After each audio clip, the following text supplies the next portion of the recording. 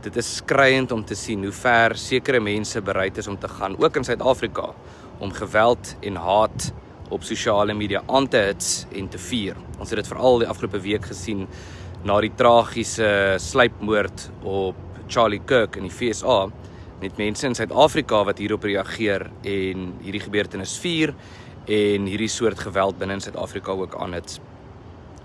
Daarom het Lex Libertas 'n studie van stapel gestuur waardeur ons die omvang van hierdie soort aanhitsing en viering van geweld op sosiale media wil vasstel. Ons wil identifiseer wie hierdie mense is, ook waar hulle werk ensovoorts, sodat ons die nodige inligting aan hulle werkgewers kan gee. Ons glo dat 'n werkgewer die reg het om te weet as 'n persoon vir die betrokke instelling werk wat hom op sosiale media besig hou met die aanhitsing of viering van geweld, veral as dit rasgebaseerde geweld is.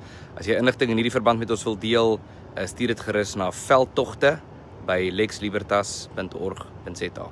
Dankie julle.